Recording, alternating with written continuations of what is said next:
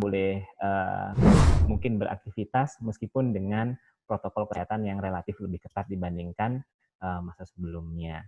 Nah, tentu saja kalau dalam konteks bencana, karena ini termasuk dalam gambaran bencana non alam begitu, ada fase-fasenya yang dikatakan kalau di awal itu ada fase di mana bencana itu memiliki impact, kemudian fase heroik semua orang saling membantu, dan ada fase honeymoon, dan ada juga fase yang sekarang kita hadapi, disilusionis. Nah, nanti Mbak Nuril akan banyak cerita tentang itu, dan langsung saja ada 7 menit ya, masing-masing maksimal 10 menit sebelum nanti kita diskusi lebih panjang lagi. Baik, langsung saja yang pertama Pak Mustafa dulu ya, bisa menyampaikan paparannya. Assalamualaikum warahmatullahi wabarakatuh. Waalaikumsalam warahmatullahi wabarakatuh. Dan sahabat Muhammadiyah dan semuanya Indonesia. Sebelum saya jelaskan PPT saya minta di Palestina dan di Israel situasi COVID-19. Umumnya situasi di sini di Palestina, di Palestina, atau otoritas Palestina, 3 orang meninggal dan 300 orang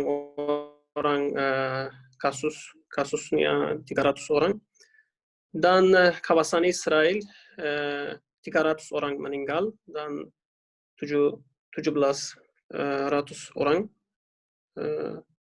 kasusnya ya kira-kira.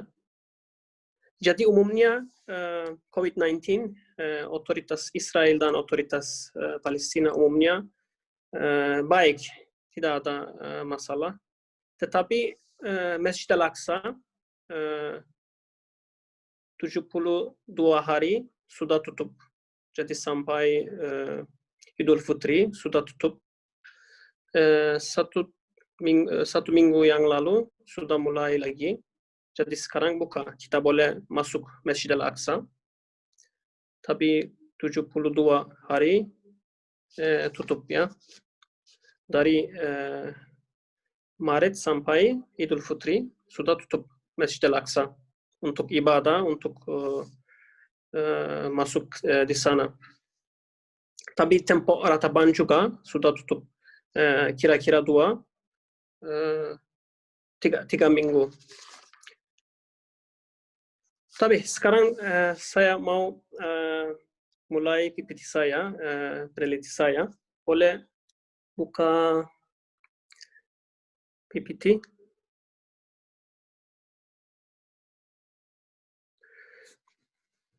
Oke, wabah pandemi era digital kesulitan dan tanggapan. Oke, kedua, boleh grafik kedua. Oke. Kita di sini boleh lihat liputan media tentang COVID-19. Jadi mulai dari Februari 3 sampai Maret 9. Ini digital, total digital news site visits. Tapi ketika Organisasi Kesehatan Dunia WHO menyatakan coronavirus sebagai pandemi, itu membuat konsumsi media meningkat karena liputan media paralel COVID-19 telah meningkat juga. Ya, Maret 11 sudah dari Organisasi Kesehatan Dunia ini jadi wabah pandemik. Kita boleh lihat ya Maret di grafik Maret 9 523 juta total digital news site visits. Jadi ini meningkat banget daripada Februari, dan ya ini karena affiliate atau link dengan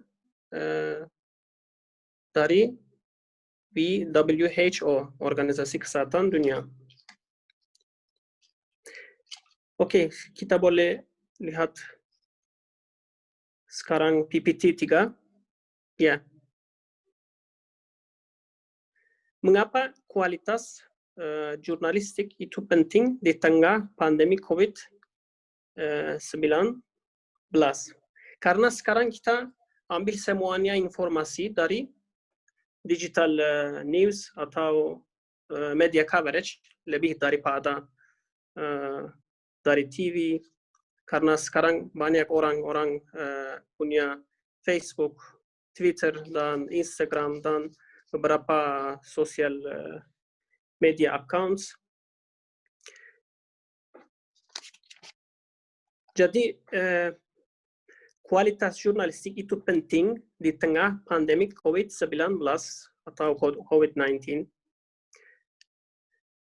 Menjadikan kepada masyarakat informasi yang terpercaya dan yang bermanfaat selama masa pandemi. Meminimalisir kepanikan di tengah masyarakat dan memberikan penjelasan akan dampak dari perkembangan itu sendiri. Memberangi informasi yang kurang sesuai atau bahkan informasi yang salah. Memperkuat suara opini ahli medis, memungkinkan adanya perbedaan pendapat dan pembuatan keputusan berdasarkan informasi, menjaga akuntabilitas lembaga, membangun kepercayaan pada media, mendorong rasa empati. Karena kita ambil semuanya informasi, atau lebih orang-orang ambil informasi dari digital news atau digital media coverage, ini penting untuk lebih stres di atas masyarakat. Boleh buka sekarang 5 ya. Di sini kita boleh lihat ya informasi manusia ambil dari social media platform used for COVID-19 ya, lebih di Facebook ya, 35%, 35,8% dari Facebook, dan 17% dari Twitter, dan YouTube, dan other lainnya account. Jadi sosial media ada influence period pandemik. Tetapi media membuat stres di atas masyarakat. Kenapa? Karena kita boleh lihat 6 slide 6, Pak Catur. Slide 6.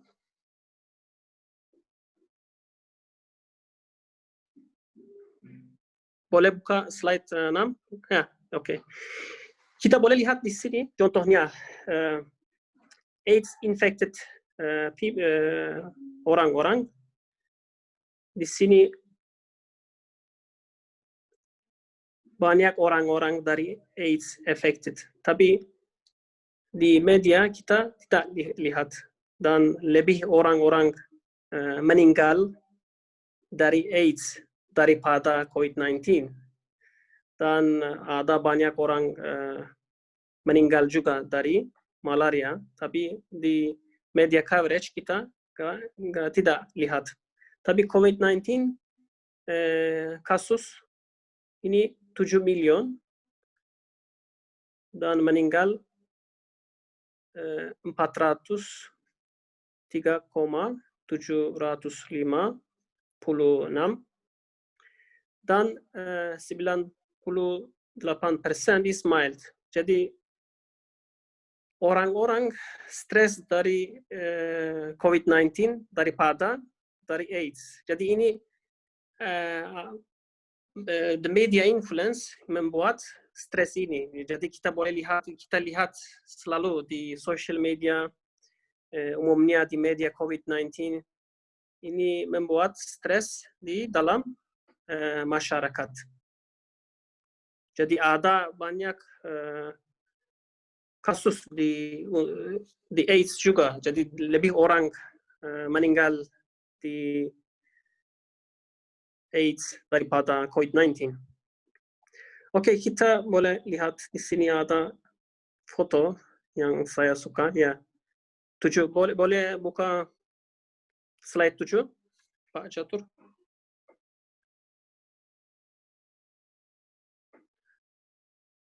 Oke, di sini ada foto. Tapi ini ya tahun 1950 dari Singapura ke Jawa Timur, 38 jam. Tapi waktu itu tidak ada flights ya. Ada tapi untuk turisme tidak ada. Tapi sekarang 2 jam plus 16 hari ya, plus karantina. Oke, boleh buka slide 8.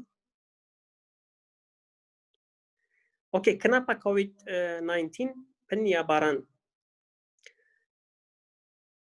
Jumlah penumpang yang dijadwalkan oleh industri penerbangan global dari 2006 hingga 2020 sebelum Perang Dunia Pertama ada pandemik juga, tetapi lebih orang meninggal karena waktu itu bukan era digital. Sekarang kita di dalam era digital kita ambil informasi. Jadi ambil informasi dari media, dari sosial media tidak susah. Seperti pertama pandemik period sebelum Perang Dunia Pertama. Tetapi informasi ada hoax juga, ada fake news juga. Yang fake news ada stres. Jadi membuat stres di dalam masyarakat. Banyak orang-orang karena setiap hari kita lihat banyak orang meninggal di dunia dan banyak kasus COVID-19. Tapi ini membuat stres dan depresi di dalam masyarakat. Jadi sosial media atau digital era ada efek yang positif dan ada efek yang negatif juga. Yang positif kita boleh ambil informasi bagaimana kita prevent hygiene tentang COVID-19 atau apa ini COVID-19, ini virus apa. Jadi umumnya kita boleh ambil informasi tentang COVID-19. Tapi waktu sebelum Perang Dunia Pertama, waktu itu tidak ada social media, tidak ada, ini tidak digital era. Jadi orang tidak ambil informasi dan lebih orang meninggal di dunia. Tapi sekarang lebih atau umumnya airports ini tutup karena di jadwal ini kita boleh lihat 204 sampai sekarang ini number of penerbangan. Jadi mulai 2004 kira-kira ya 1.9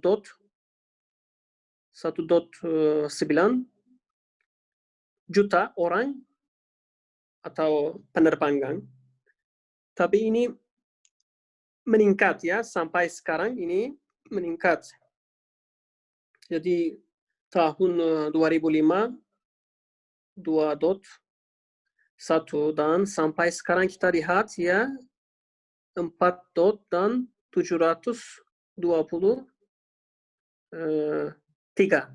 Apa artinya? Jadi sirkulasi ini lebih daripada tahun 2004.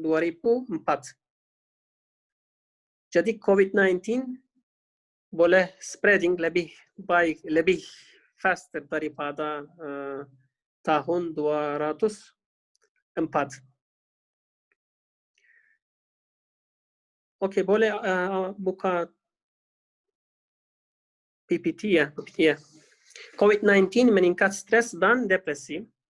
Ini kita boleh lihat di sini United States adults showing symptoms on the stress dan depresi. Januari 200.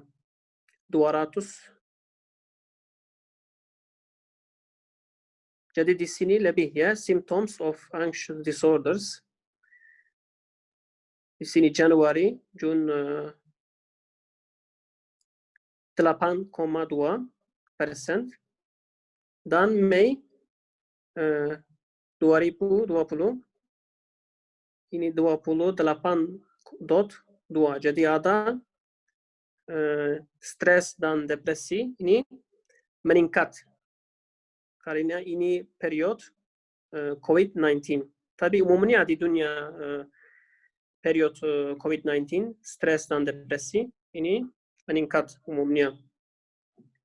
Tapi apa ini solusinya, atau bagaimana kita boleh lihat kondisi COVID-19 dari spiritual perspektif? Di sini saya jelaskan beberapa obat yang magnevi. Kita boleh mengerti bagaimana kita boleh lihat atau mengerti situasi COVID-19. Yang pertama, wahai penderita sakit yang tak berdaya, jangan gelisah, bersabarlah karena sesungguhnya derita sakit itu bukanlah sebuah penyakit, tetapi justru sebuah obat. Sebab umur manusia adalah modal yang terus berkurang. Jika tidak diinvestasikan, maka akan habis begitu saja. Apalagi jika usia tersebut dilalui dengan santai dan penuh kealpaan, maka akan berlalu dengan cepat.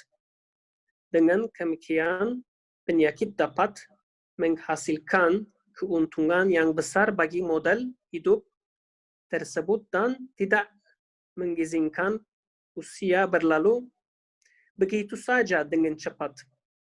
Ia tampak memperlambat langkah-langkah umur, menghentikan serta memperpanjangkannya hingga berbuah kemudian menghilang. Ungkapan umur terasa panjang dengan penyakit telah menjadi sebuah peribahasa sehingga dikatakan betapa panjang masa derita dan betapa pendek waktu gembira. Obat kedua, wahai penderita sakit yang kehabisan. Tapi sakit ini boleh sakit yang magnevi atau sakit di badan. Ini umumnya ini obat magnevi untuk kita, untuk sakit magnevi atau sakit badan. Obat kedua, wahai penderita sakit yang kehabisan kesabaran, bersabarlah, bahkan bersyukurlah karena derita sakitmu ini bisa menjadikan detik-detik umurmu setara dengan berjam-jam ibadah. Sebab ibadah terbagi menjadi dua. Jadi ada dua type ibadah.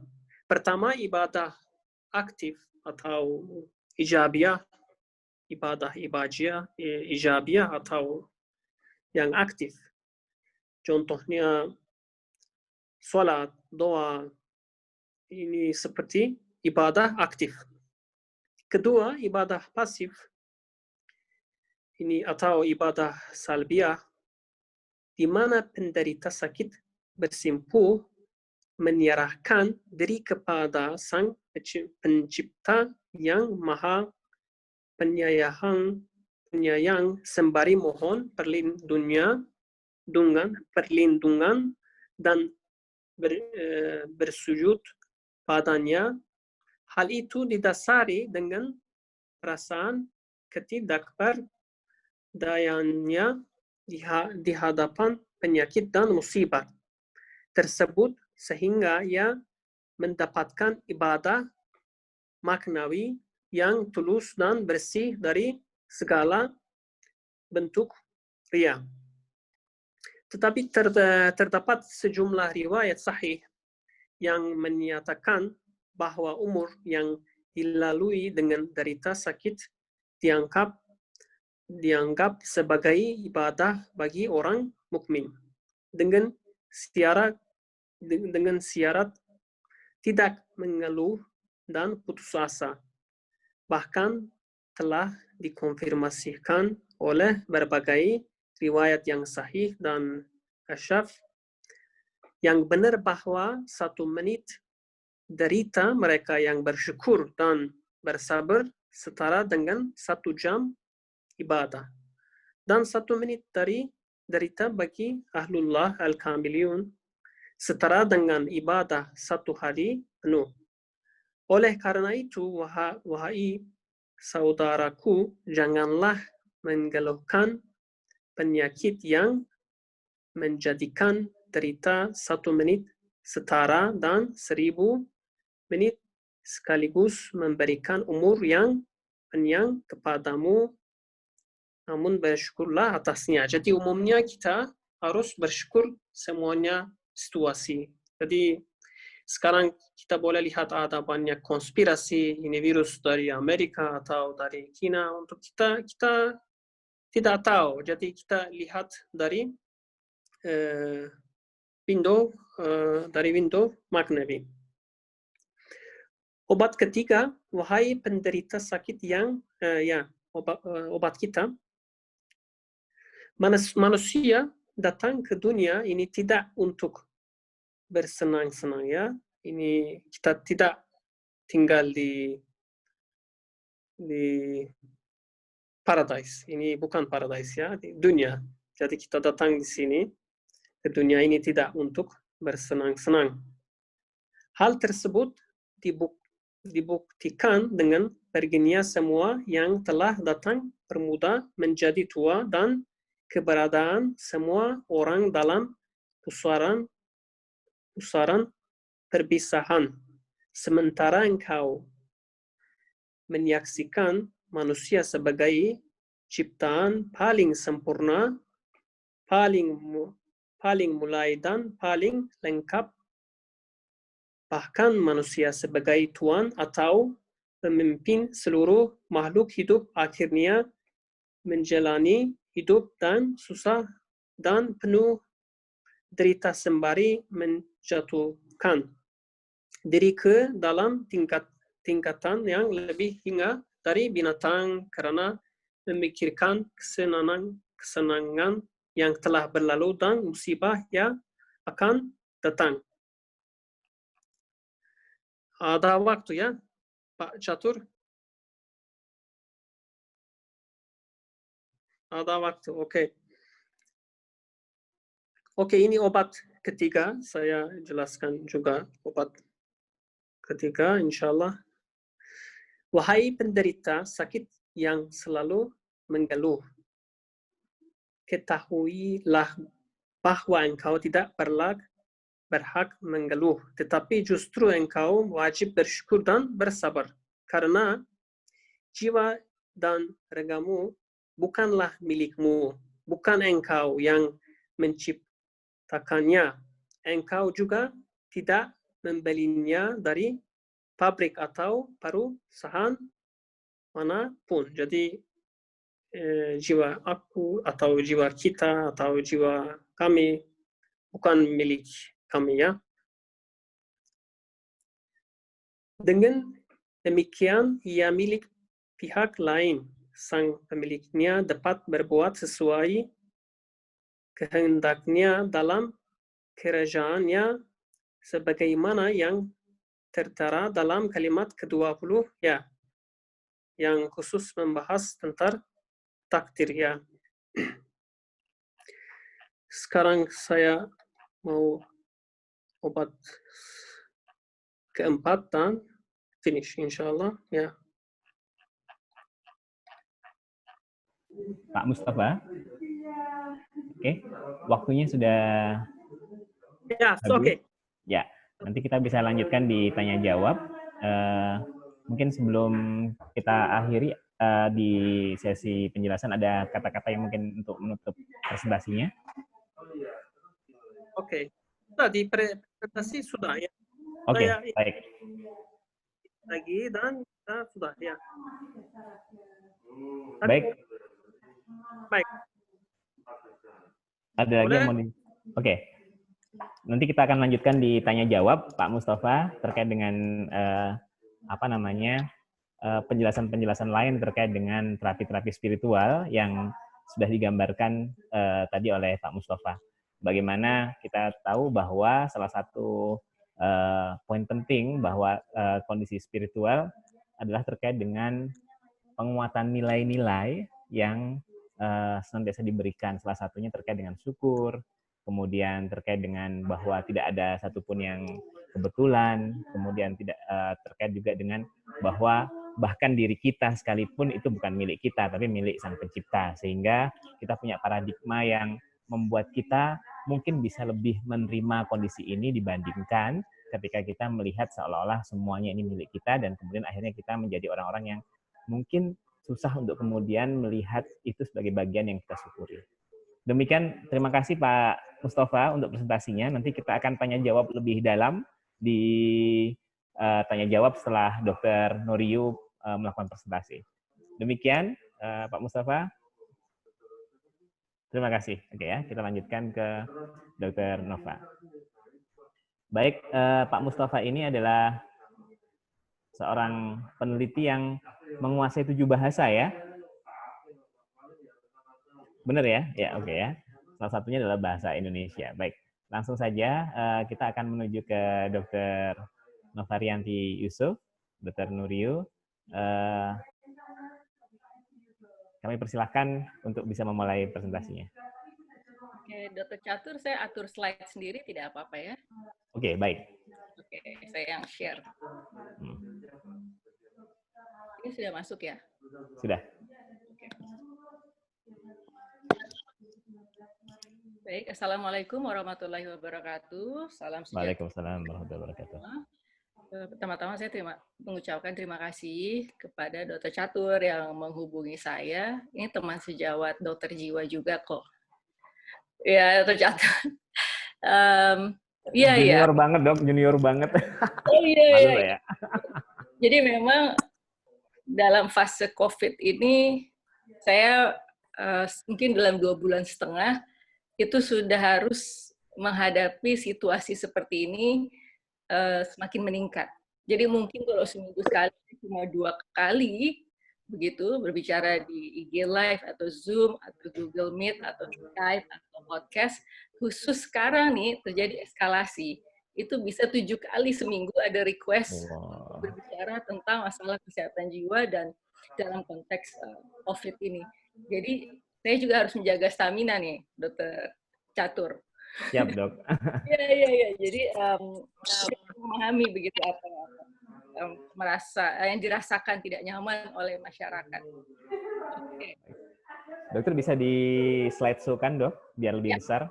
Oke, baik. Baik, jadi memang permintaan dari Dr. Catur ini adalah saya berbicara tentang fase yang khusus, yaitu fase disillusionment pada masa pandemi COVID-19. Jadi mungkin banyak yang bingung ya dengan istilah ini. Sebenarnya ini relevan untuk pandemi COVID-19. Jadi tidak hanya kita sedang berbicara bencana alam saja, karena kan COVID-19 di Indonesia itu dinyatakan sebagai selain sebagai public health emergency, tapi juga dia termasuk dalam bencana non alam. Oke. Nah, satu hal yang paling menarik adalah betapa pernyataan United Nations atau PBB ini sangat relevan sekali dengan kondisi di Indonesia. Jadi pada tanggal 14 Mei 2020, PBB ini menyerukan, jadi agar ada upaya strategis yang diinkorporasikan, jadi yang diintegrasikan dengan semua upaya-upaya atau strategi yang dilakukan pemerintah dalam rangka menghadapi COVID-19. Karena mereka menganggap mental health adalah sebuah krisis yang akan terjadi pada saat pandemi ini dan juga pada saat sesudah pandemi ini berlalu. Nah, akhirnya terungkap adalah telah terjadi puluhan tahun pengabaian dan investasi yang sangat limit untuk memenuhi kebutuhan kesehatan jiwa dari masyarakat.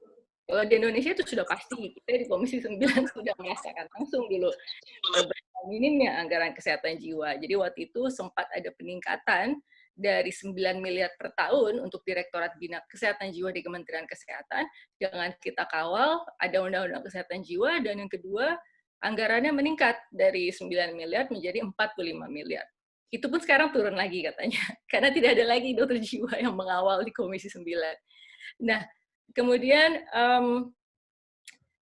agar tidak menjadi sesuatu yang jadi begini, menurut PBB nih, jadi sebelum ada pandemi COVID-19, biaya untuk penanganan depresi dan kecemasan itu sudah lebih dari 1 triliun US dollar per tahunnya. Jadi bayangkan dengan underinvestment dan juga neglect atau pengabaian, sesungguhnya adalah biaya secara global ekonominya itu mencapai angka yang tidak sedikit begitu. Nah, ini kita berangkat dari sini, berarti kita sama-sama mengetahui ini adalah sebuah krisis kesehatan jiwa yang terjadi di seluruh dunia, tetapi pada saat yang bersamaan sistemnya tidak dalam posisi siap atau ready. Nah, ini menjadi tantangan kita semua, makanya kita akhirnya selain mengharapkan dari pemerintah, diseminasi informasi tentang masalah kesehatan jiwa selama COVID-19 adalah sesuatu hal yang harus kita pahami bersama. Dan yang kedua adalah harus menjadi hal yang kita upayakan bersama, kita harus bagaimana pada saat kondisi atau sistemnya belum siap untuk bisa menolong kita semua begitu dalam menghadapi krisis kesehatan jiwa. Kemudian yang menarik adalah waktu awal-awal diberlakukan work from home atau physical distancing, itu semua merasa, nggak semua sih, banyak juga yang masuk dalam coping mechanism emotional disengagement gitu. No, emotional focus gitu. Jadi bukan problem focus. Mereka menganggap bahwa ini takdir, ini gitu ya. Tiba-tiba angka-angka kematian menyadarkan bahwa ini real. Di antaranya adalah angka bunuh diri pun ada peningkatan nih. Dan tokoh-tokoh yang akhirnya memutuskan untuk merenggut nyawa itu adalah orang-orang yang sebenarnya mempunyai peran penting untuk pemerintah, untuk rumah sakit. Seperti misalnya di Jerman terjadi kasus bunuh diri salah satu menteri federal yang mereka, karena dia khawatir dengan dampak ekonomi. Ini ekonomi. Yang kedua, ada kasus bunuh diri di New York, itu adalah seorang dokter yang sangat mumpuni di IGD, yang dia setelah menangani COVID sedemikian rupa, dia terinfeksi. Setelah terinfeksi, dia sembuh. Dia kembali ke rumah sakit. Di situ tampaknya dia frustrasi dan akhirnya dia bunuh diri. Gitu. Nah, ini dua hal yang memang sangat utama adalah ekonomi dan yang kedua kesehatan. Dan dalam konteks ini adalah kesehatan jiwa. Nah, agak sulit mungkin ya kalau kita bicara dulu dari awal tentang bencana itu sendiri gitu. Bencana ini sebenarnya sebuah istilah yang sangat menarik begitu. Dia dalam bahasa Greek, ini pasti bisa juga nih Pak Mustafa nih bahasa ini. Dia dikatakan disaster tuh munculnya dari kata yang artinya bad star begitu. Jadi secara astrological gitu ya, bahwa ada bintang-bintang yang berada dalam posisi yang buruk yang tidak semestinya, dan itu menjadi sebuah clue bahwa peristiwa yang buruk akan terjadi. Saya jadi ingat Pulung Gantung nih di Jogja. Nah, kemudian disaster ini bisa didefinisikan sebagai sebuah pertemuan yang violent atau yang buruk antara manusia dengan alam, dengan teknologi. Dengan teknologi saya membayangkan mungkin dengan nuklir, kalau dulu dengan bom atom, dan lain sebagainya. Itu merupakan bencana. Dan itu adalah man-made. Gitu. Nah, kemudian fase disillusionment. Mungkin tidak semuanya paham tentang fase ini. Nah, ini saya munculkan. Ini sebenarnya dia berusaha menggambarkan fase-fase disaster yang dikaitkan dengan peningkatan dan juga penurunan kondisi emosional seseorang. Nah, kita lihat di sini ada pre-disaster, ya. Ini pra-disaster. Mungkin membayangkannya begini. Oh, ada Gunung Krakatau mulai erupsi. Berikutnya adalah apakah ada pemberitahuan early warning system bahwa akan tsunami. Sama dengan di Palu waktu itu. Ya, apakah dari gempa yang terjadi, apakah ada early warning system yang memberitahukan apakah akan ada gempa gitu. Apakah akan ada tsunami gitu. Jadi ini fase-fase warning ancaman yang terjadi pada tahapan ini. Kemudian impact, ya. Nanti saya akan jelaskan. Cuma yang penting kita lihat dulu grafiknya, ya. Jadi kelihatan kemudian impact, muncul fase heroik, fase honeymoon tadi disebutkan oleh moderator Dr. Catur. Nah, sekarang fase disillusionment turun dalam grafik ini. Dari fase honeymoon, ya kalau honeymoon kan tahu ya, bulan madu itu pasti lagi happy-happynya gitu ya. Baik kehappian yang sesungguhnya atau happy yang semu, nanti dilihat dalam penjelasannya. Kemudian turun disillusionment. Nah, inilah fase yang sekarang kita akan bahas adalah fase disillusionment, sampai tahap selanjutnya adalah recovery. Ini terjadinya bisa dalam periode waktu 1 tahun. Nah, kemudian ada fase yang after anniversary, ya. Jadi misalnya gempa hari ini, kemudian 1 tahun ke depan itu akan terjadi anniversary-nya gitu. Artinya fase di mana kita mengingat kapan peristiwa itu terjadi. Oke, fase 1 itu kan fase pra-bencana. Tandanya adalah takut, ketidakpastian. Reaksi spesifik komunitas itu tergantung dari tipe bencana. Jadi ada bencana tadi yang saya kasih contoh, ada yang tanpa peringatan, ada yang dengan peringatan. Kalau yang tanpa peringatan, kita menjadi vulnerable, merasa tidak aman, khawatir masa depan, tragedinya tak diperkirakan sebelum rasa hilang kendali, kemampuan melindungi diri, dan yang disayangi menjadi penting di sini. Nah, kalau bicara dengan peringatan, justru kita tahu nih, oh akan ada terjadi tsunami. Nah, di sini kalau misalnya dia lari dan lain sebagainya, melakukan upaya pelindungan diri, dia selamat tetapi dia tidak berhasil misalnya membawa anggota keluarganya tertinggal. Ya di sini muncul ini perasaan bersalah, menyalahkan diri sendiri. Ini banyak sekali terjadi di Aceh setelah tsunami karena gagal mempersiapkan diri. Ini berlangsungnya beberapa jam, menit. Misalnya saja yaitu tadi serangan teroris, kemudian musim badai, ya ini banyak di Amerika ya, tornado. Fase 2 impact. Impact itu berarti benturan ya. Di sini muncul reaksi emosional intens, walaupun ada reaksi spesifik tergantung dari tipe bencananya. Nah, kemudian bencananya berlangsung pelan dengan tingkat ancaman rendah, itu mempunyai dampak psikologi yang berbeda dari bencana yang berbahaya dan berlangsung cepat. Jadi ada perbedaan pada fase ini. Rentangnya bisa shock sampai panik, diawali dengan bingung, tidak percaya, kemudian diikuti oleh fokus untuk mulai mempertahankan diri dan melindungi keluarga. Nah, ini adalah fase yang tersingkat dari 6 fase bencana. Selanjutnya fase 3. Nah, ini nih fase heroik. Ditandai oleh aktivitas yang tinggi, kemudian dengan produktivitasnya yang rendah. Jadi aktivitasnya banyak, tapi tidak serta-merta itu linear dengan produktivitas. Muncul rasa altruism, dan banyak komunitas menunjukkan perilaku adrenaline-induced rescue behavior. Jadi ada perilaku penyelamatan diri yang sifatnya adrenaline-induced gitu ya. Jadi artinya ada rush, ada semangat di situ. Nah, ini bisa terjadi kekacauan evaluasi pada fase heroik ini. Tapi fase ini cepat berlanjut ke fase berikutnya. Nah, ini yang fase honeymoon atau fase bulan madu. Ini ditandai oleh perubahan emosi yang dramatis. Nah, di sini pendampingan bencana mulai akan siap terlaksana. Keterikatan komunitas terbentuk, muncul optimisme bahwa segala sesuatunya akan kembali normal dalam waktu dekat. Nah, iya inilah namanya juga bulan madu ya, merasa yakin segala sesuatu akan kembali normal. Nah, ini adalah muncul kesempatan bagi organisasi, provider untuk membangun dan membina raport dengan penyintas. Penyintas atau survivor, itu individual maupun kelompok. Akhirnya juga di sini bisa terjadi terbangun hubungan dengan pemangku kepentingan. Ya mirip-mirip juga sebenarnya. Ini berlangsung beberapa minggu. Ini saya kasih contoh. bagaimana waktu itu saya pas di DPR melakukan engagement dengan stakeholders. Nah, jadi kan saya komisinya 9 nih. 9 itu kesehatan. Kebetulan sekali pada saat bencana, psychological first aid itu perlu untuk dilakukan, atau pendampingan kesehatan jiwa sebagai salah satu upaya terdepan dan terutama untuk memberikan pendampingan psikososial kepada penyintas. Akhirnya salah satunya adalah kita membuat pelatihan perawat se-Jawa Tengah waktu itu, sekitar 400 perawat itu dilatih.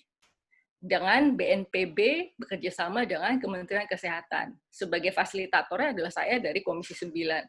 Sehingga anggaran bisa turun dari BNPB untuk Kementerian Kesehatan. Kenapa bisa keluar? Karena dalam fase tanggap darurat.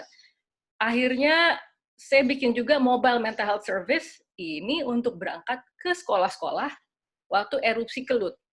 Di sini kita berikan dukungan atau pendampingan psikososial buat anak-anak sekolah. Karena mereka yang kuat terpapar juga. Nah ini, berikutnya adalah fase 5 disillusionment, yang sekarang ini menjadi perhatian kita. Sama sekali berbeda dengan fase bulan madu, tadi di grafik kelihatan sekali bahwa dia turun grafiknya. Komunitas dan individu menyadari keterbatasan dukungan bencana. Optimisme berangsur-angsur menjadi discouragement. Stres berlanjut, mulai muncul reaksi negatif. Keluhan fisik, penyalahgunaan zat meningkat, gitu. Kemudian, ini kalau kita lihat selebgram, artis-artis yang di luar negeri, ini jam-jam berapa dia bilang, ini sudah wine time. Jadi dia bukan nunggu jam 5 lagi, jam 9 pun, jam berapapun, itu udah waktunya minum wine. Berarti ada peningkatan penggunaan zat di situ. Oke, kemudian peningkatan celah antara kebutuhan dan ketersediaan dukungan. Sehingga mulai tuh muncul perasaan abandonment, merasa terlantar. Nah, ini yang menarik. Komunitas secara luas kembali ke business as usual. Ini yang terjadi di Jakarta sekarang, dan yang sekarang lagi ramai dibahas. Jakarta sekarang sedang PSBB transisi, atau PSBB yang relaksasi. Nah, jadi bayangin masyarakat yang sudah melewati fase, dia harus work from home, sekarang berubah nih. Dalam 3 bulan udah terbiasa, dia di rumah, work from home, school from home, pray from home, tiba-tiba ada transisi. Nah, ini yang kita harus sensitif menyikapi masyarakat secara individu maupun sebagai sebuah komunitas. Oke, ini bisa berlangsung berbulan-bulan bahkan tahunan. Sesuai Pak Anies Baswedan kan mengatakan PSBB transisi ini tidak tahu akan berlangsung beberapa lama, begitu. Tapi yang pasti mulai kemarin tanggal 5 dan tanggal 8 ini sudah lebih luas pembukaan aktivitasnya. Nanti berikutnya adalah itu dievaluasi. Setelah dievaluasi, baru lagi kita menentukan apakah sekolah, institusi pendidikan, gym, apalagi salon, aktivitas beragama yang lebih massal begitu, apakah itu akan dilakukan? Itu masih nunggu evaluasi lagi. Nah, ini yang kita mulai masuk ke dalam kondisi ini. Oke. Tadi kita bicara tentang distress. Ini national survey yang dilakukan di berbagai negara. Ini saya lihat dari laman PBB, national survey-nya adalah terutama tentang distress ya. Distress itu kan adalah kondisi di mana kita mengalami ketidaknyamanan secara psikologis. Di situ tampak bahwa Iran 60%, tinggi dia distressnya. Kemudian China 35%, USA 45%. Ini sebelum ada social unrest tentang Black Lives Matter. Mungkin kalau dites lagi distressnya udah berubah bukan 45%. Mungkin Amerika mengalahkan Iran. Fase terakhir ini perlu kita ketahui adalah fase rekonstruksi. Mungkin rasanya masih jauh, tapi udah pada fase ini muncul perasaan pemulihan. Individu dan komunitas mulai lagi membangun kembali kehidupannya. Orang mulai beradaptasi terhadap new normal, tapi tetap berkabung atas kehilangan. Saya membayangkan berkabungnya apa? Berkabung tentang old normalnya. Gitu. Pengen banget nih makan, boleh keluar, tapi jangan pakai face shield dong. Masa makan pakai face shield gitu ya. Jadi aneh lah gitu. Ada fase-fase berkabung atas yang hilang gitu di masa lalu kita. Oke, ini bisa berlangsung sampai bertahun-tahun. Ya ini dampak COVID-19 dan kesehatan jiwa. Hilang mata pencaharian. Ini yang saya merasa setengah mati untuk menghadapi masyarakat. Jadi kita lagi diskusi kayak gini, pasti mereka bicara tentang PHK. Yang saya berpikir adalah mungkin intervensi psikologis atau dukungan psikososial hanya berperan beberapa persen saja, tetapi mayoritas persentasenya itu hanya bisa dibantu oleh bantuan-bantuan sosial atau dukungan-dukungan ekonomi kepada masyarakat untuk mereka bisa memberdayakan diri lewat usaha dan lain sebagainya. Nah, ini yang saya katakan ada keterbatasan kita bagi dokter jiwa untuk menangani. Makanya apa yang dikatakan Dokter Mustafa, kebutuhan kita secara spiritualitas itu salah satu hal yang juga bisa menguatkan dukungan psikososial yang kita berikan pada saat kita sedang menunggu kepastian hidup yang selanjutnya. Nah, PFA, Psychological First Aid, tadi saya sudah sempat menyinggung. Mungkin agak berbeda antara bencana alam dan bencana non-alam pada saat kita melakukan Psychological First Aid. Walaupun ada kesamaan, penyintas menunjukkan serangkaian gejala fisik, emosional, kognitif. Oh, ini benar sekali. Kognitif bisa ya? Bisa banget. Coba saya tanya, sekarang hari apa? Jangan-jangan dapat lupa gitu ya. Ini hari apa? Oh, ini hari Rabu gitu. Itu udah mulai tuh kita mengalami lupa-lupa itu. Nah, tapi yang benar, isolasi sosial itu secara neurologis dan pembatasan social movement, ada data-data saya tidak tampilkan di sini, itu menunjukkan terhadap penurunan fungsi kognitif. Nah, ini yang saya baca juga, tapi tidak saya tampilkan di sini. Nah, ada kemirikan, peningkatan emosi agak serupa dengan reaksi stres yang lain. Ada flight, fight, atau bahkan kaku, diem, freeze. Diem aja dia, binge watching, nonton Netflix terus-menerus begitu ya. Nah, kemudian seseorang yang terdampak dalam hal ini terpapar, tidak dalam posisi untuk berpikir dan bertindak rasional saat bencana atau saat terjadi. Sekarang saya tanya deh, pada para frontliner, para dokter, perawat, dan lain sebagainya, mereka tidak dalam posisi yang bisa cukup rasional untuk berpikir. Karena mereka tidak hanya berpikir keselamatan pasien, tapi dia juga pikir tentang keselamatan dirinya. Nah, kemudian mirip dengan pertolongan pertama pada fisik. Ya, jadi teknik PFA dapat dilakukan oleh tenaga non-profesional terlatih. Problemnya begini, sejauh ini pendampingan psikososial yang dilakukan pada fase COVID-19 itu dilakukan oleh para profesional di bidang kesehatan jiwa. Di antaranya adalah kalau misalnya orang masuk ke Sehatpedia aplikasi, di sana ada 109 psikiater yang akan memberikan pendampingan psikososial, termasuk ke misalnya Instagram PDSKJ_Indonesia itu adalah psikiater.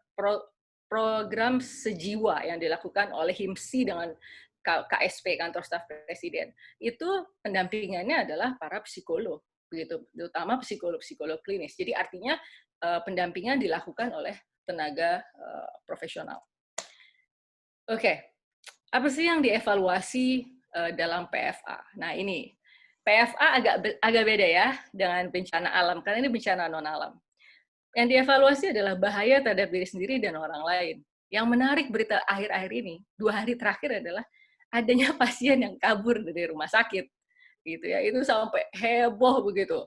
Nah, kemudian keluarga menutupi, nggak mau ngasih tahu keberadaannya di mana. Padahal nih konteksnya lain sekarang. Ini bukan bicara saya yang selamat, tapi ini berdampak penularan terhadap orang lain, kan begitu. Disorientasi waktu, tempat, orang. Ini bahaya, gitu ya. Ini bisa terjadi karena kebanyakan kita tidak menggunakan jadwal yang terstruktur dalam keseharian kita.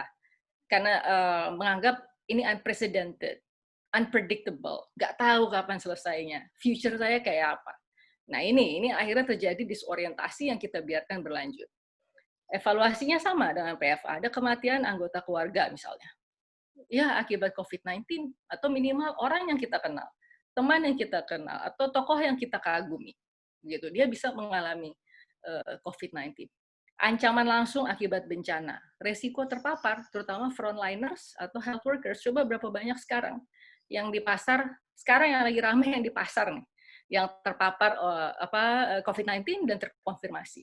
Kemudian dokter-dokter, itu sudah pasti. Awal-awal April, kita semua terkaget-kaget melihat angka kematian dari para tenaga medis dan tenaga kesehatan. Kemudian ancaman terhadap kehidupan akibat bencana. Dalam konteks ini bukan bencana alam, tapi dalam konteks ini adalah COVID-19. Misalnya apa? ODP, PDP. Ini orang-orang yang saat ini merasa hidupnya terancam ini. gitu. Dia masih dalam posisi belum bisa tes misalnya, tapi dia yakin dia terpapar sudah, gitu. Tapi dia tidak bisa melakukan apa-apa. Nah ini dia akan mati-matian berusaha dalam 2 minggu dia self-isolation. Dia akan berusaha PHBS, dia berusaha hidupnya semaksimal mungkin, menggunakan suplemen, kemudian dia berjemur, makanan sehat, begitu, tidur tepat waktu, tidak kurang dari 10 jam misalnya. Nah ini assessment. Cedera fisik. Oh, siapa yang menyangka bahwa ada cedera fisik juga yang bisa terjadi. Ini ada kasus yang ramai, itu adalah di Amerika Serikat. Ada pemeran di Broadway, saya lupa namanya. Dia kena COVID-19, tapi berikutnya adalah dia harus amputasi kaki akibat COVID-19. Sudah amputasi, belum juga membaik, bahkan ada infeksi yang baru lagi di paru. Nah ini gitu, bahwa ada nih evaluasi ini sebagai pendampingan psikososial yang harus kita berikan kepada masyarakat. Evakuasi tertunda. Oh, jangan lupa kita menghubungi teman kita misalnya. Terus dia cerita, oh iya, saya COVID positif nih, tapi saya masih ngantri, belum dapat bisa masuk ke rumah sakit. Nah, ini judulnya seperti evakuasi tertunda pada bencana. Gitu. Kemudian kehilangan anggota keluarga, tadi sudah disebutkan. Riwayat gangguan jiwa dan penyalahgunaan zat. Riwayat gangguan jiwa ini cukup mengganggu pada anak sekolah, di mana ada penelitian yang dilakukan oleh Young Minds di Inggris terhadap 2.111 remaja. Di bawah 25 tahun ya, pemuda di bawah 25 tahun. Mereka mengatakan bahwa 80% mereka tidak bisa mengakses. Tidak ada dukungan peer di situ. Pada sekolah menjadi anchor atau jangkar bagi mereka yang sudah punya problem kejiwaan sebelumnya. Nah ini salah satu masalah yang bisa muncul dengan keterbatasan akibat COVID-19. Bukan direct, tapi indirectly itu berdampak. Dan jangan salah, orang berpikir remaja itu gampang kan pakai akses teknologi. Oh enggak, dalam penelitian yang Minds itu, mereka mengatakan bahwa pendampingan online atau apapun yang sifatnya indirect itu tidak optimal dirasa oleh mereka. Gitu. Jadi ini juga artinya ada keterbatasan dengan telemedicine. Nah ini setelah kita lakukan evaluasi ini, kita baru memberikan keputusan langkah-langkahnya apa ya untuk memberikan dukungan pertama psikologis. Nah ini hanya data saja betapa rentannya tenaga kesehatan jiwa selama pandemi. Di Kanada 47% butuh dukungan psikologis, di RRC 50% depresi, 34% cemas. Di Pakistan distres psikologisnya minimal sedang tuh 42%. Ya, yang beratnya itu adalah 26%. Nah, ini data di Indonesia. Nah, yang saya ingin tunjukkan adalah justru karena kita bicara tentang bencana, konteksnya lebih dekat ke trauma kalau menurut saya. Ini kan sudah dilakukan swab periksa oleh Perhimpunan Dokter Spesialis Kedokteran Jiwa Indonesia. Jadi di situ ditampilkan bahwa dari responden waktu itu ada 182, sekarang sudah bertambah, jauh sudah bertambah. Ini yang data yang waktu itu pas awal-awal, 80% memiliki gejala stres pasca trauma psikologis karena mengalami peristiwa tidak menyenangkan terkait COVID-19. Tidak menyenangkannya apa? Biasanya kontak. Ya, biasanya kontak itu. Dia ada kontak satu ruangan atau apa, itu merupakan peristiwa yang traumatis. Karena dia harus melewati isolasi dan lain sebagainya. Nah, ini pasti traumatis buat dia. Gejala stres pasca trauma yang menonjol apa? Gejala penghindaran. Penghindarannya misalnya apa? Ini disuruh back to work, itu traumanya dia masih ada. Jadi di kantor dia terpapar, terus sudah itu dia harus balik ke sana lagi. Nah ini yang harus kita kita harus memahami gejala penghindaran itu bukan males begitu, tapi ada trauma psikologis yang dia alami gitu yang harus kita pahami.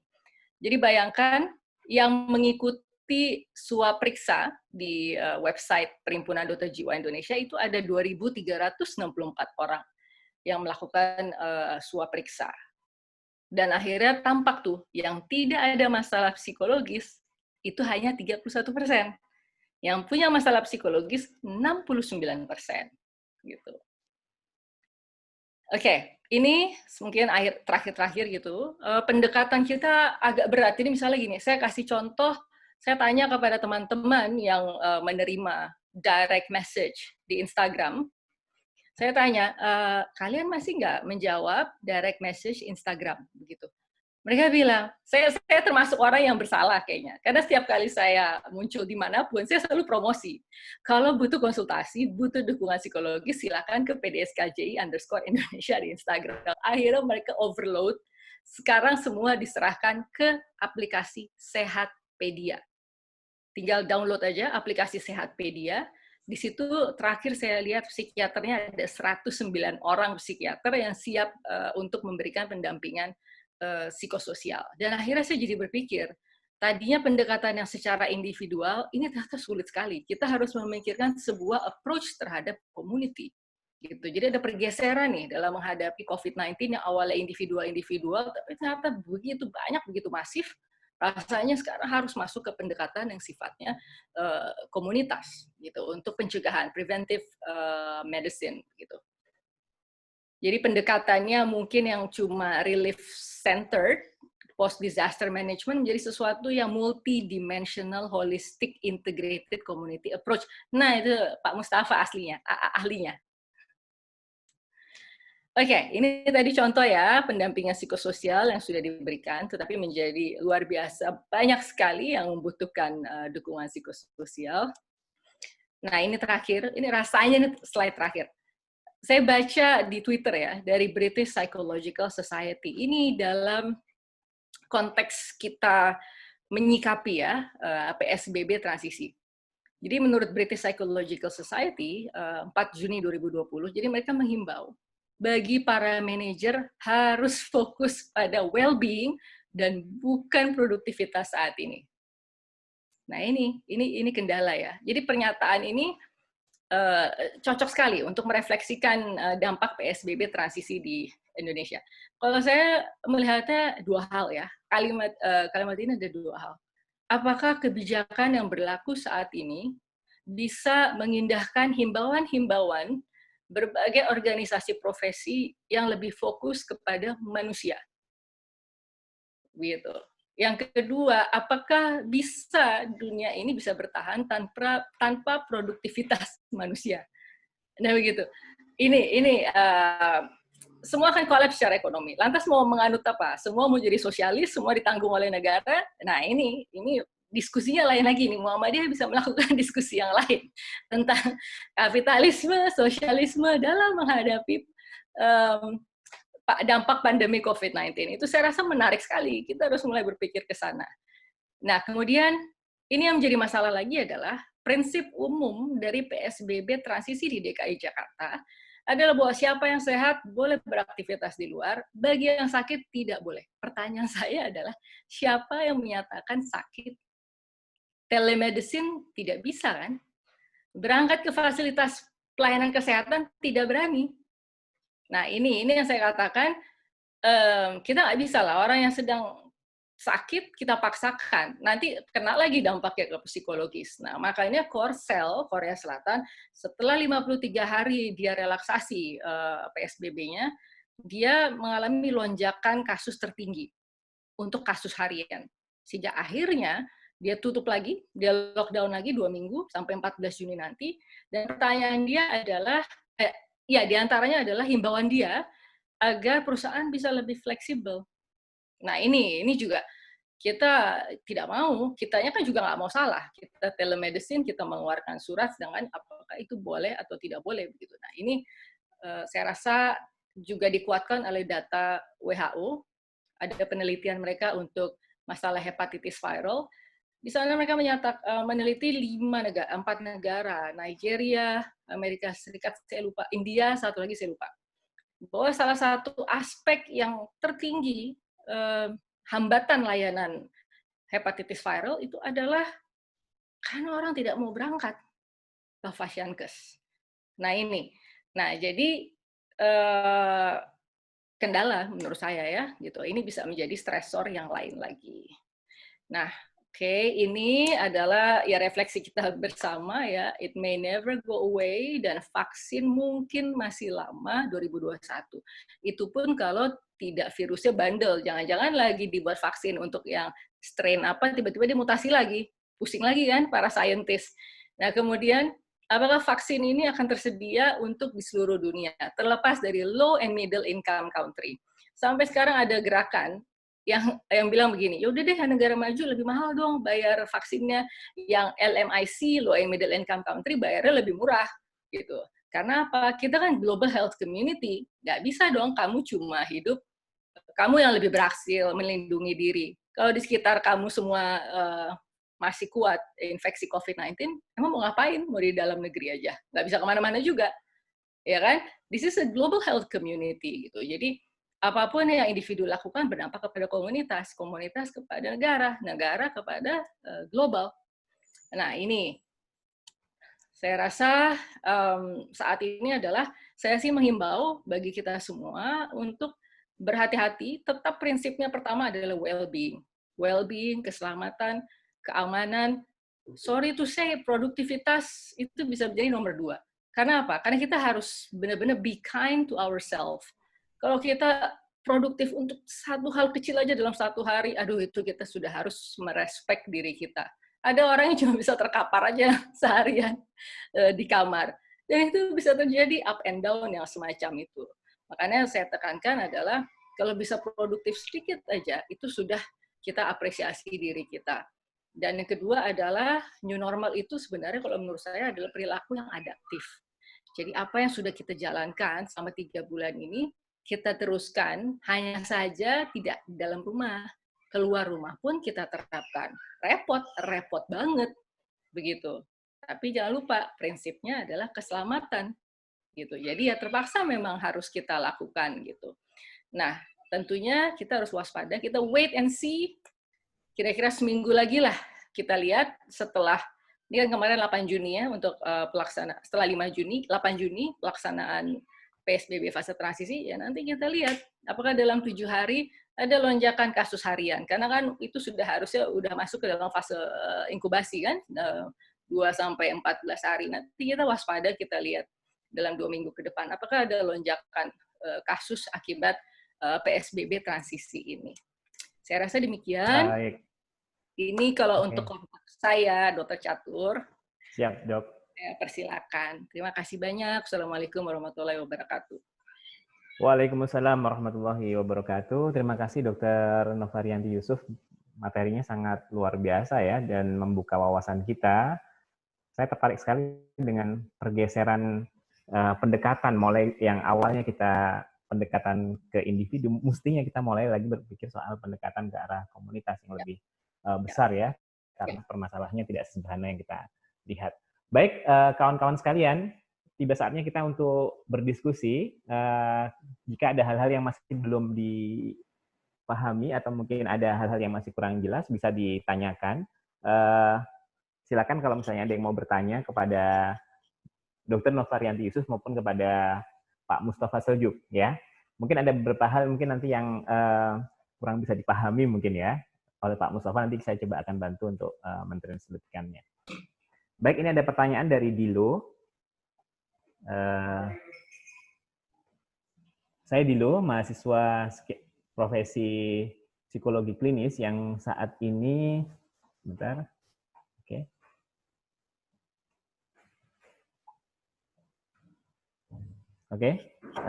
Saya Dilo, saya mahasiswa profesi psikologi klinis yang saat ini juga menangani beberapa teman-teman yang mengalami stres ringan berat dalam masa pandemi ini. Tidak sedikit mereka mengeluhkan kebijakan yang tumpang tindih dari pemerintah.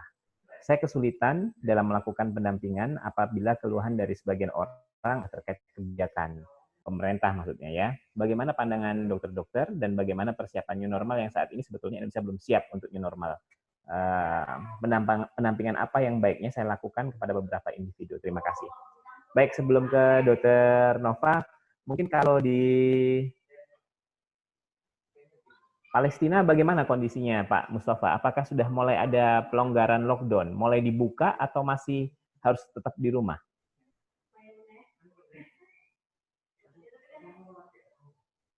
Situasi di sini ya baik-baik, kan new normal. Semuanya kita boleh masuk, tapi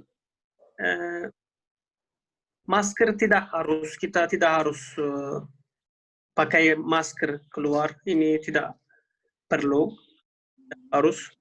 Tapi kita boleh restoran dan kafe umumnya kampus kita juga buka, universitas juga buka, tapi masih online, kelas kami masih online.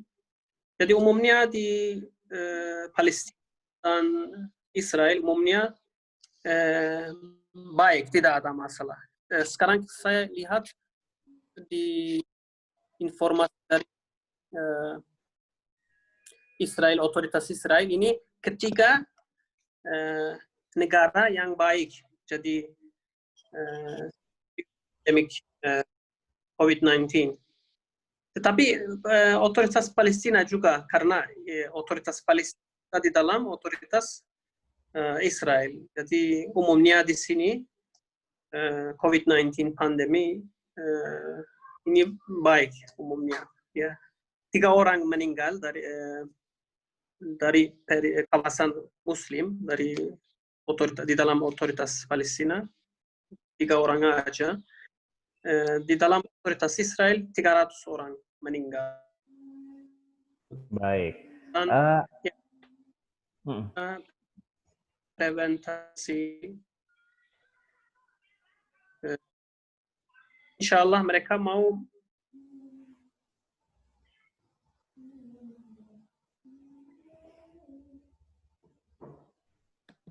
sepertinya ada.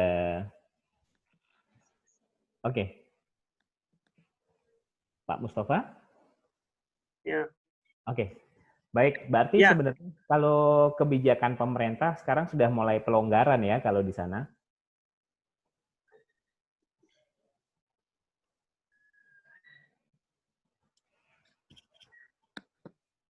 Wah, ini agak kurang bagus sambungan kita. Baik, kita langsung lanjut saja. Mohon maaf ke Pak Mustafa. Langsung ke Dr.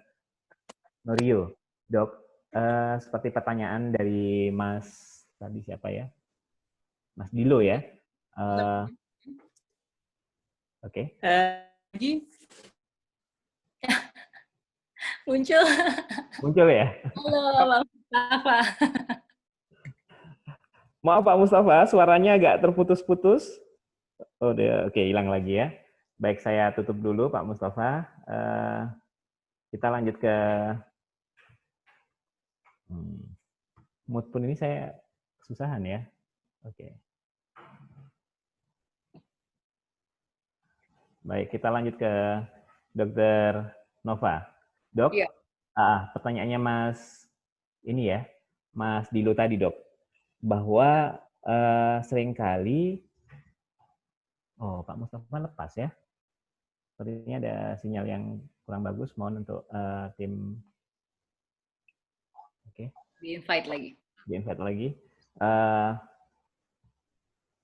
Bagaimana pendapat dokter, dok? Assalamualaikum. Waalaikumsalam.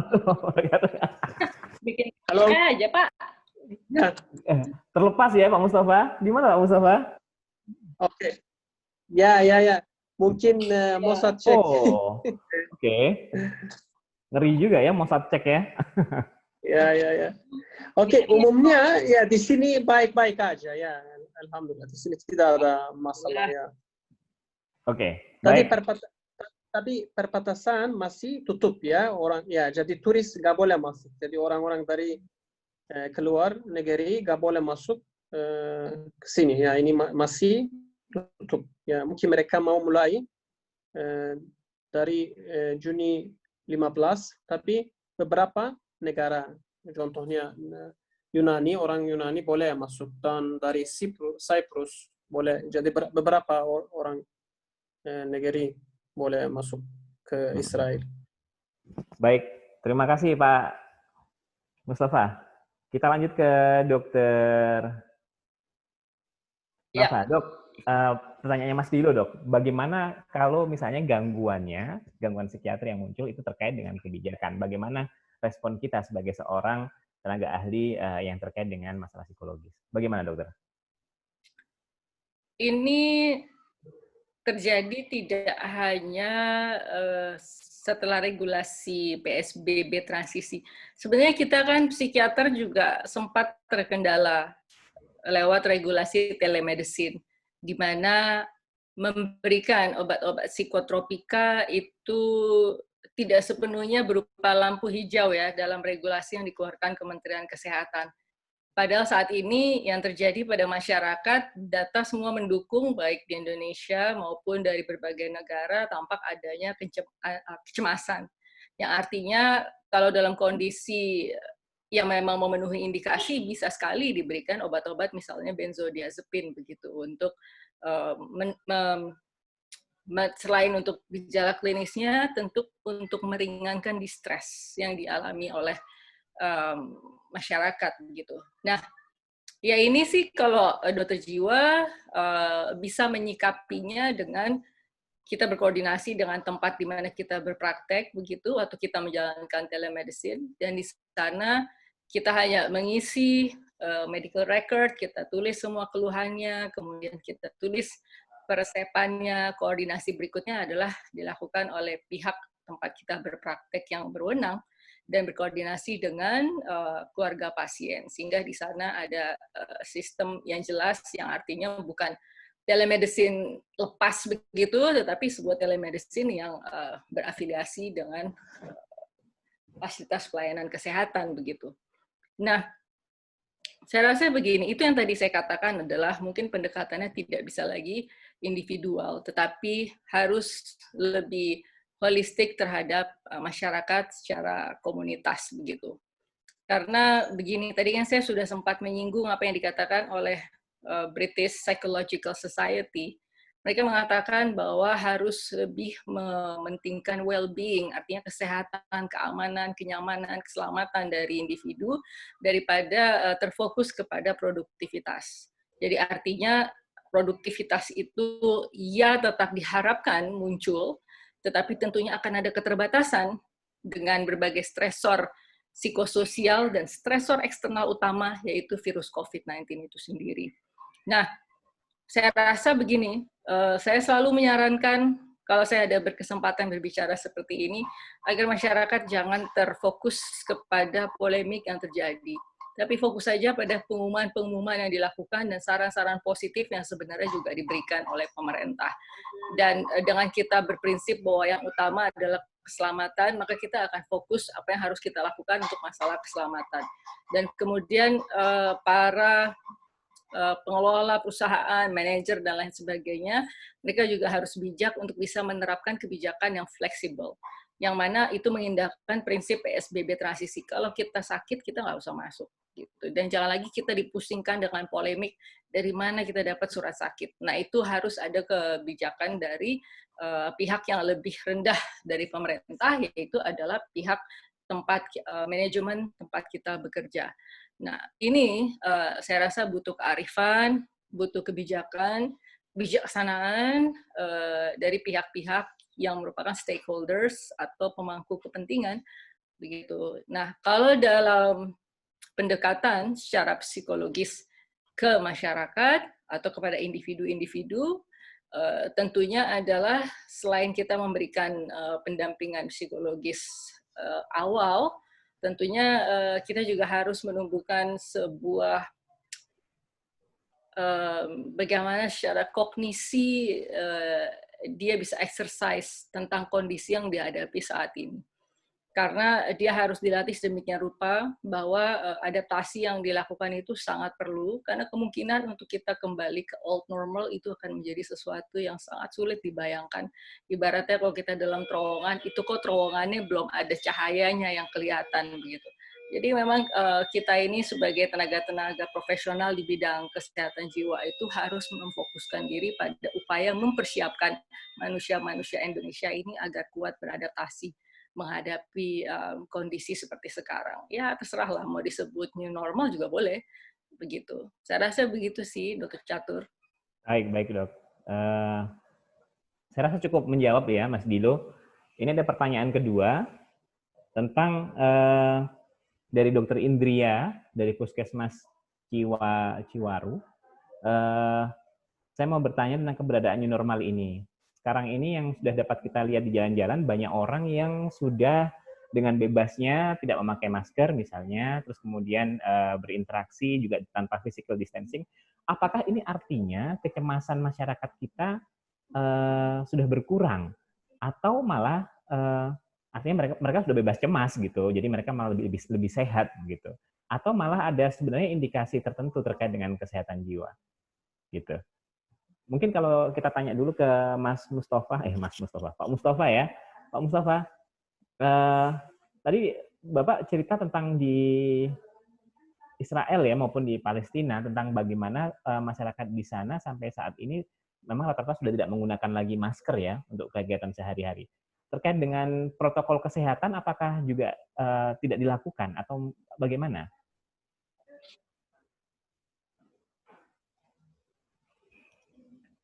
Bisa dihidupkan? Masih di mute sepertinya.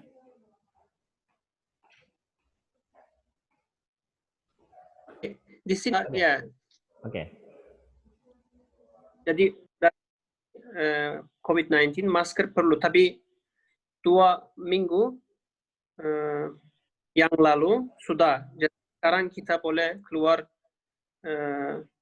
tanpa masker, ini tidak apa-apa, bukan perlu, tetapi kita harus social distance 2 meter.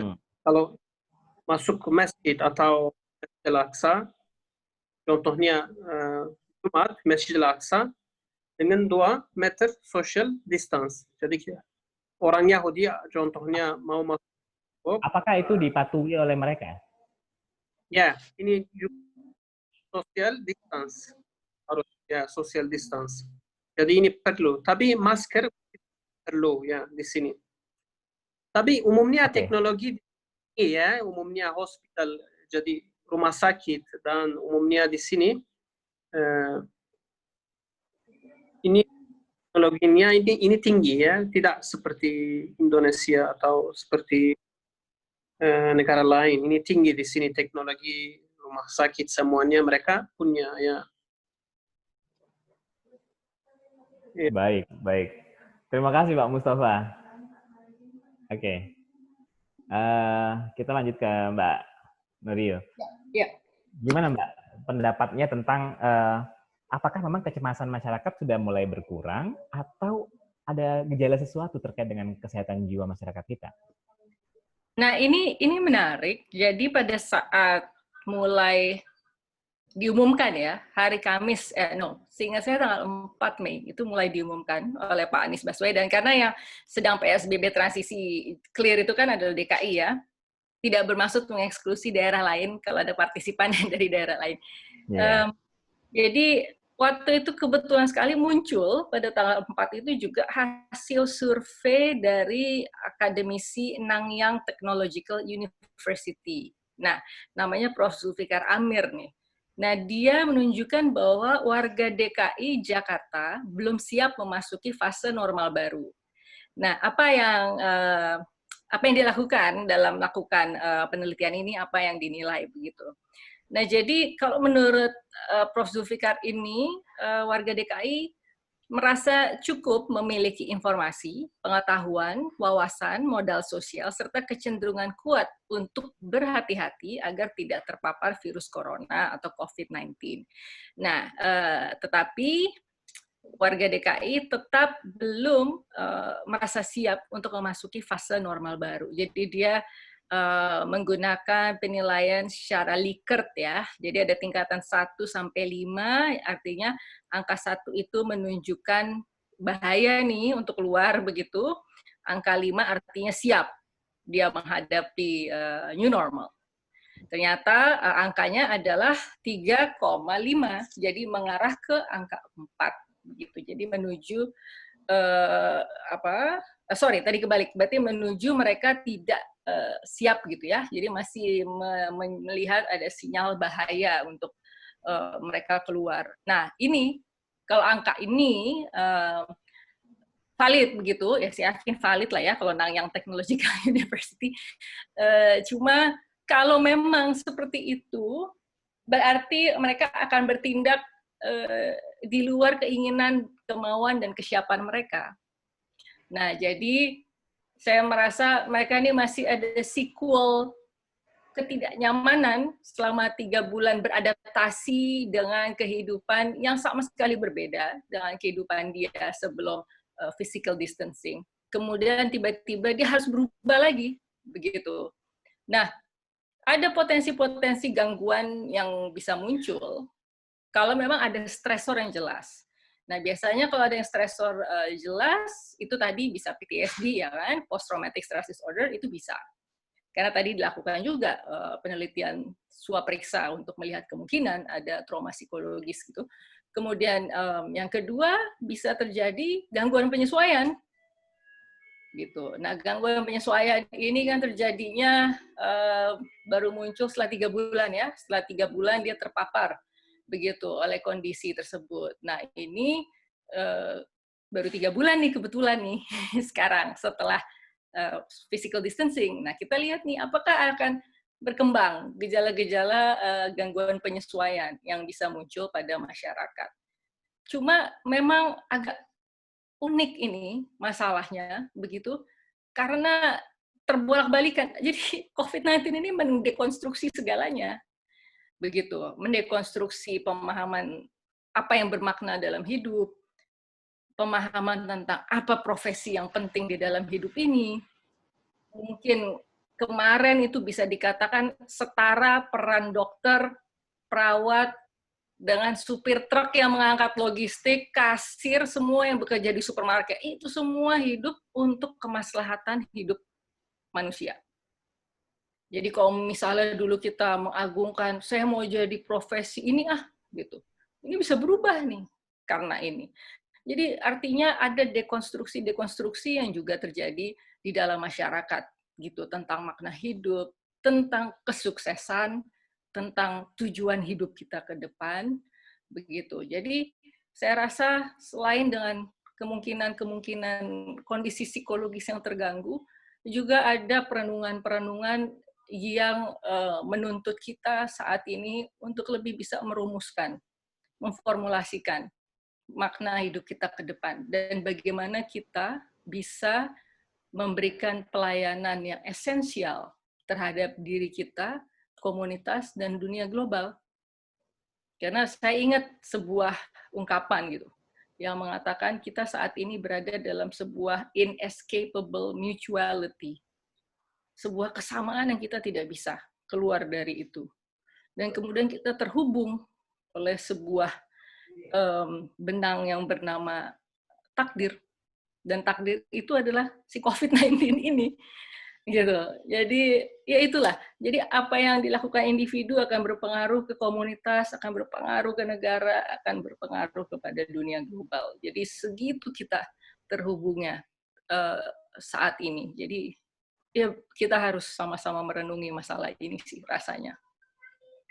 Baik, terima kasih Dokter Norio. Luar biasa ya. Jadi ada banyak hal yang ternyata sekali lagi kita baru bisa terdekonstruksi karena kondisi COVID-19 ini. Dan kalau kita pernah tahu tentang post traumatic growth ya, tentang pertumbuhan pasca trauma, ya 5 hal yang tadi disampaikan oleh Dr. Norio ya, mulai dari gambaran tentang kehidupan yang akan datang, kemudian tentang self kekuatan diri sendiri, kemudian tentang spiritual change, kemudian tentang bagaimana kita berhubungan dengan orang lain, relasi terhadap orang lain, itu juga sangat terkait dengan apa yang dilakukan oleh COVID-19 ini. Baik, tidak menyangka ini sudah jam 2:30 ya. Oh iya, ya ampun, oke. Bagus sekali sih. Cepat sekali ya. Kalau itu cepat. Pak Mustafa, ini saya buka lagi videonya ya, karena kurangnya stabil. Oke. Pak Mustafa, mungkin sebelum kita tutup diskusi kita yang rasanya kok cuma sebentar banget ya. Kurang saya ini ya. 2:30. Baik, sebelum kita tutup, mungkin dari Pak Mustafa ada penutup untuk terkait dengan cara ampuh kita untuk tetap stabil secara emosi maupun spiritual di saat era kondisi saat ini. Insya Allah menjelang selesainya, semoga ya, meskipun katanya masih panjang juga sih, cuman ini kan startnya dilakukan new normal saat-saat disillusionment. Bagaimana? Mungkin ada kata-kata penutup dari Pak Mustafa terkait dengan hal ini. Silakan Pak Mustafa. Sebentar, saya. Tetapi period pandemic, bagaimana kita fight dengan COVID-19 dari perspektif spiritual dan physical. Jadi kita punya jiwa dan badan. Badan kita praktis exercise, dan otak kita boleh baca atau karena ini ikra, ya, artinya kita harus membaca.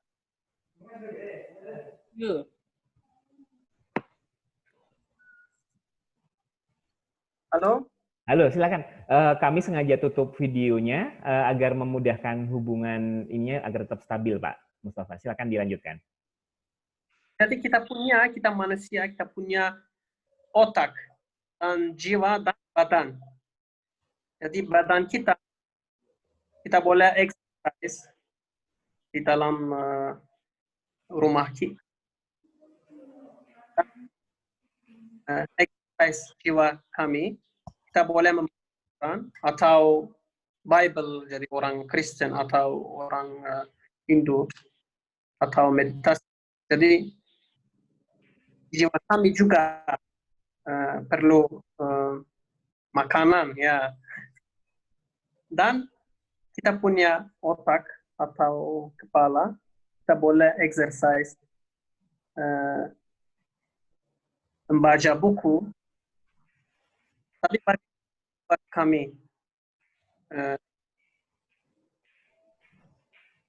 untuk orang Muslim,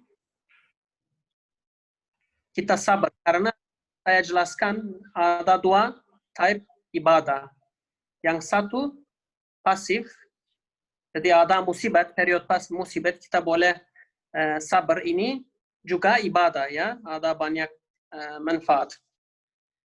Tapi ibadah yang aktif ini doa dan salat dan saum.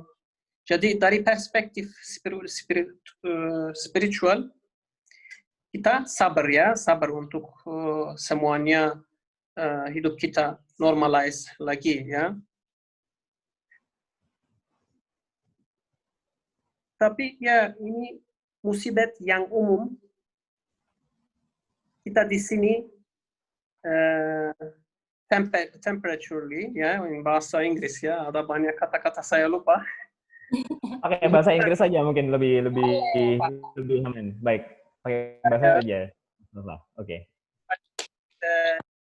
In the Indonesian language, so we are here temporarily, yeah. It's not this is our last destination. From spiritual part, just look that we are here temporarily in towards this musibat atau this disaster situation. We just suffer and wait and patient, and we focus on more positive things, not just looking all negative news coverage. All news coverage also affects our mind and our soul. So we try to avoid to focus on negativity, yeah. For example, in Israel, they have very high technology and all the hospitals and everything, they have everything. So that's why they prevent spreading COVID-19 in the region, in this territory.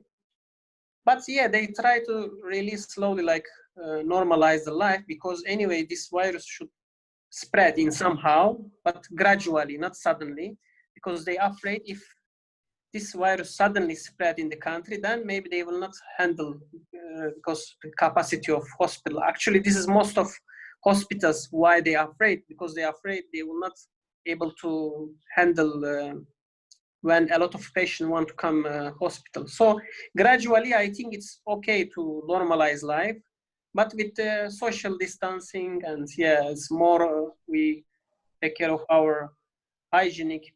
But most important thing in spiritual aspect, our soul, you know, if we have sickness in our soul, this is worse than the physical sickness, because the spiritual or ruhani sickness is worse than physical sickness, because everything is dependent on our soul and our brain and our heart, let's say, in emotional way.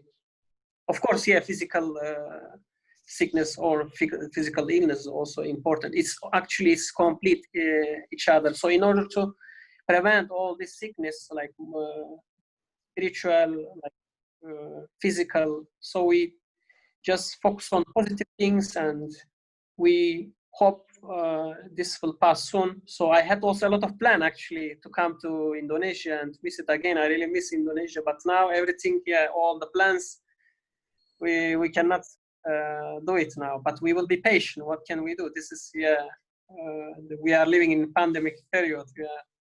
So this is overall my point. If you have specific more question, please don't hesitate. Ya, terima kasih Pak Mustafa atas tanggapannya. Thank you very much. Semoga kita bisa ketemu lagi di lain kesempatan dan semoga dengan sambungan yang lebih jelas ya nantinya. Terima kasih sekali lagi. Baik, untuk Dr. Nurio, mungkin ada hal-hal yang ingin disampaikan di bagian penutup kita pada kesempatan kali ini. Ya, saya ingin menghimbau agar dalam segala keterbatasan yang kita hadapi saat ini dalam kehidupan, kita tetap berusaha menjaga kualitas hidup. Menjaga kualitas hidup itu dalam arti ada hal-hal positif sebenarnya yang sudah kita jalankan selama 3 bulan terakhir, begitu. Jadi saya rasa justru hal-hal positif yang sudah kita lakukan, diantaranya adalah menjaga kesehatan kita, menjalankan pola hidup bersih sehat, kind atau baik ke orang lain, banyak sekali aksi sosial atau donasi yang kita lakukan. Jadi saya merasa bahwa sebenarnya ada hal positif yang juga mengisi kita secara spiritually, begitu. Yang tidak melulu kita bicara kita menjaga kesehatan itu hanya untuk saya. Justru saya menjaga kesehatan itu juga untuk kita menghargai hak asasi orang lain untuk juga sehat. Nah, ini mungkin hal-hal yang sudah sempat luntur pada saat old normal. Ini ada nilai-nilai luhur kalau menurut saya yang justru muncul dalam kondisi pandemi yang sangat tidak nyaman sepertinya. Tapi tanpa kita sadari bahwa banyak sekali hal positif sesungguhnya yang muncul. Oleh karena itu, saya menghimbau, ya apa yang sudah kita lakukan secara baik selama 3 bulan terakhir, itu tetap kita lanjutkan. Jangan kendor begitu. Kita terus self-care itu tetap kita jalankan. Kemudian yang kedua, saya setuju sekali bahwa ada sebuah batasan yang sangat tipis sekali, seperti benang tipis begitu. Pada saat kita sedang menjalankan kehidupan keseharian kita pada fase pandemi ini, itu ada kerasa seperti kalau kita lengah sedikit, kita seperti kehilangan pegangan. Jadi kayak ngerasa mulai berpikir, wah hidup ini nggak jelas. Saya setuju dengan apa yang dikatakan Pak Mustafa bahwa dalam kehidupan juga akan ada kematian, begitu. Jadi tidak ada salahnya kita mengisi spiritualitas kita. Kita menjalankan ya apapun lah itu, ya berdoa, bersembahyang, berzikir, meditasi, begitu. Jadi kita mengisi relung-relung spiritualitas kita yang mungkin pada saat old normal itu justru tidak sempat karena segala sesuatu habis di jalan, segala sesuatu tidak penting gitu, tidak penting, apa-apa tidak penting dulu. Nah sekarang hal-hal yang mungkin seharusnya penting ini bisa terus kita lanjutkan. Karena tentunya modal ini bukan hanya untuk menenangkan kita selama hidup di dunia, tapi itu juga mempersiapkan kita nanti, begitu kan, untuk kita pada akhirnya dalam keabadian kita nanti, begitu. Nah, satu hal yang pasti adalah saya sangat berharap bahwa kita semua memfokuskan diri pada kesehatan diri kita. Karena dengan diri yang sehat, di situ kita mempunyai energi, mempunyai waktu untuk membantu atau memberikan uluran tangan kepada masyarakat yang saat ini sedang cry for help. Kalau kita tidak sehat, tidak mungkin kita bisa membantu orang lain. Nah, itu prinsip dasar juga yang harus dipegang saat ini. Kita jaga kesehatan fisik dan mental. Mental kita bisa melakukan manajemen stres, apabila dirasa tidak cukup manajemen stres, itu bisa berkonsultasi ke aplikasi Sehatpedia itu secara gratis, dan bisa dilakukan pendampingan psikososial secara profesional. Jadi, jangan merasa sendirian, karena justru walaupun kita masing-masing, kita semua menghadapi masalah yang sama, stresor yang sama, dan kira-kira stresor psikososial yang kurang lebih sama. Begitu. Terima kasih.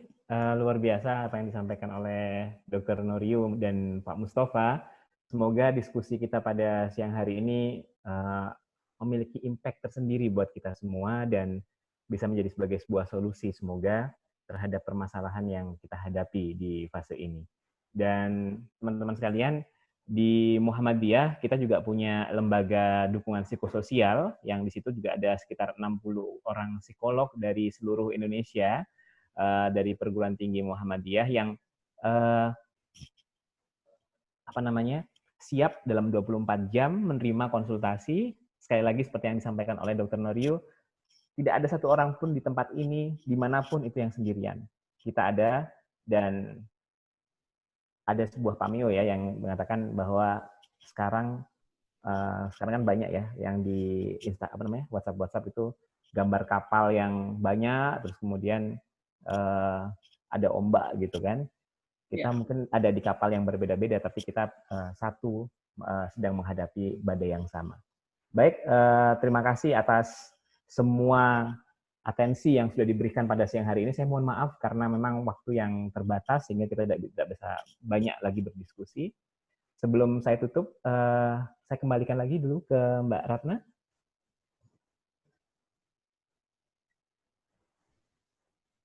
Nggak bisa? Oke. Baik, kalau memang tidak ada, kita minta izin kepada pemateri, apakah ini materinya boleh di-share atau bagaimana, Dr. Rio? Boleh, silakan. Kalau saya boleh. Boleh ya? Oke. Baik, Pak Mustafa? Apakah boleh di-share ya materinya?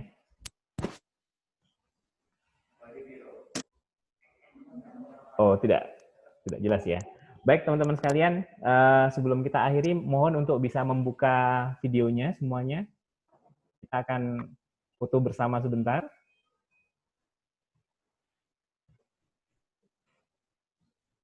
Oh, kita akan foto bersama. Sebentar. Ini kenapa punya saya tidak? Oke. Oke, silakan dibuka videonya. Yang lainnya masih belum? Oke.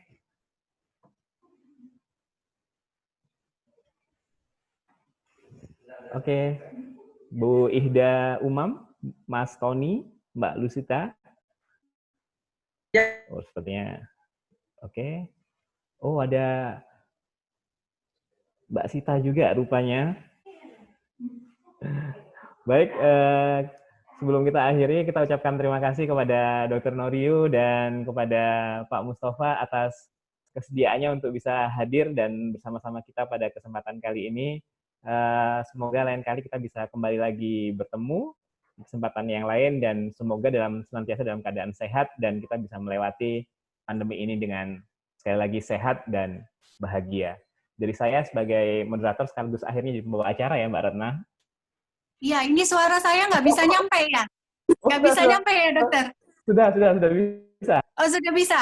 Iya, oke. Oke, aman berarti. Ya, terima kasih. Saya balikin ke saya saja. Iya. Terima kasih Dr. Catur selaku moderator.